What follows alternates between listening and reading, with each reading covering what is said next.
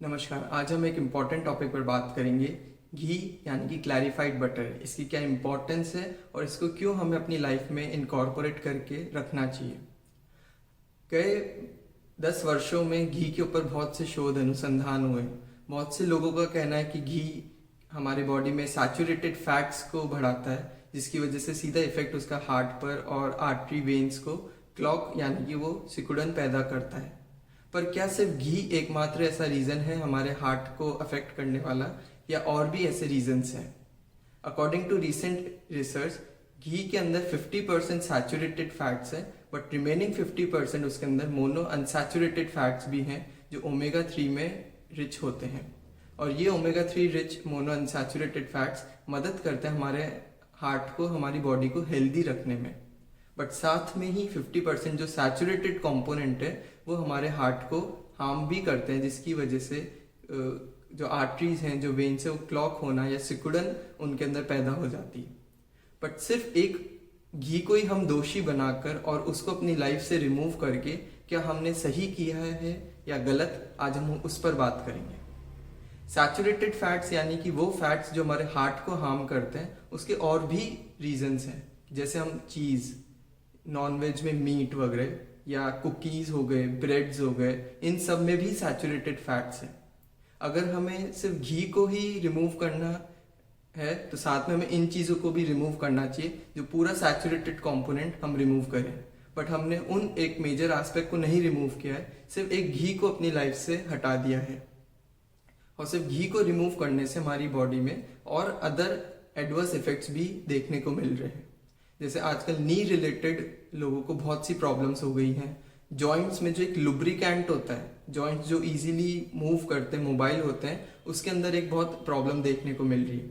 आजकल young 30-40s में ही लोगों को घुटनों में दर्द रहने लग गया, हिप जॉइंट का प्रॉब्लम होने लग गया, धीरे धीरे जॉइंट्स में क्रैकिंग पॉपिंग साउंड बढ़ रही है। उसका एक बहुत बड़ा रीज़न है कि हमारे ब्लड में एक स्ट्रेंथ रिड्यूस हो गई है, जो घी से हमें मिलती थी।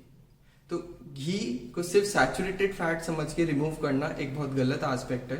अगर आपको रिमूव करना है तो और जो चीज़, कुकीज़, ब्रेड्स हैं, उनको आप रिमूव करिए, और एटलीस्ट 1 या 1.5 टेबल स्पून घी डेली हमें कंज्यूम करना चाहिए। तो घी मदद करता है हमारे विटामिन डी को बॉडी में मेंटेन करने के लिए।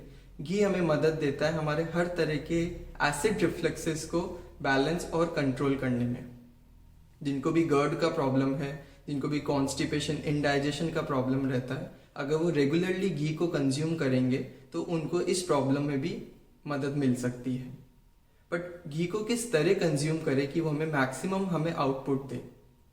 सबसे अच्छा तरीका होता है कि घी को हम पकाते वक्त कोई भी अनाज में तभी घी को डाल दें। जैसे हम दलिया बना रहे हैं तो जब दलिये को सेकें तभी उसमें 1 से 1.5 चम्मच घी उसमें डाल दें और फिर उस दलिये को कंज्यूम करें। अगर आप रोटी बना रहे हैं तो उसमें अंदर ही थोड़ा सा घी लगा दें और फिर उस रोटी को कंज्यूम करें। अगर आप कोई सब्जी बनाते हैं तो बनाते वक्त ही उसमें थोड़ा सा घी डाल दें।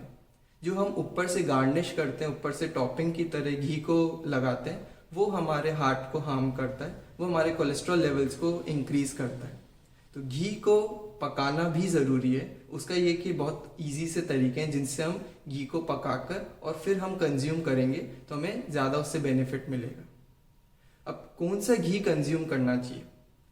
जो गाय का हम डेली में हमारे घर में जो दूध आता है उसका घी कंज्यूम करना सबसे श्रेष्ठ, सबसे उपयोगी माना गया है। A2 गाय का घी, गिर गाय का घी, जो पता नहीं कहाँ की गाय है, वो क्या खाती है, और उसका हमें अगर घी मिल रहा है तो वो हो सकता है आपके हार्ट को उतना बेनिफिट, उतना हेल्दी नहीं रखे।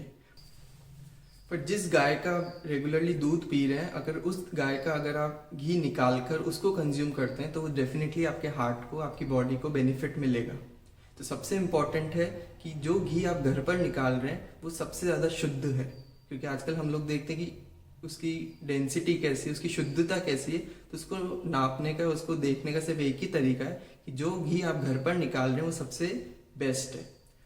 पर सबसे इम्पॉर्टेंट एंड में पॉइंट आता है कि जो हम घी खा रहे हैं उसको डाइजेस्ट कैसे करें। अगर कोई चीज़ डाइजेस्ट नहीं हो रही आपकी बॉडी में तो डेफिनेटली वो एक तरह का टॉक्सिन, एक तरह का पॉइजन आपकी बॉडी के लिए। तो घी को भी डाइजेस्ट करना आना चाहिए। और घी को डाइजेस्ट करने का सबसे अच्छा तरीका है कार्डियो एक्सरसाइजेस करना। Regularly walking, jogging, cycling, swimming, fast running, कोई भी एरोबिक एक्सरसाइज, कार्डियो एक्सरसाइज आपको डेफिनेटली करनी चाहिए। आधा घंटा 20 मिनट अगर आप अपनी बॉडी को इस तरह एक्सरसाइज में लगाते हैं तो आप जो घी कंज्यूम कर रहे हैं वो आपकी बॉडी को मैक्सिमम उससे बेनिफिट मिलेगा।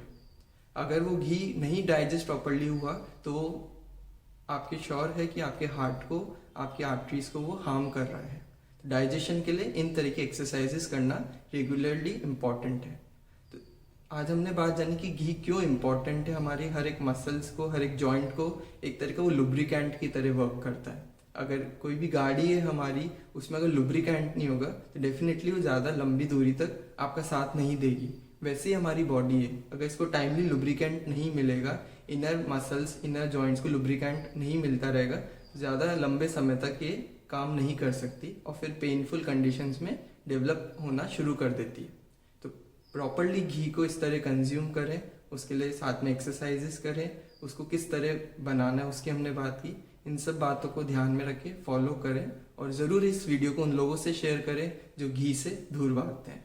तो स्वस्थ रहें और खुश रहें।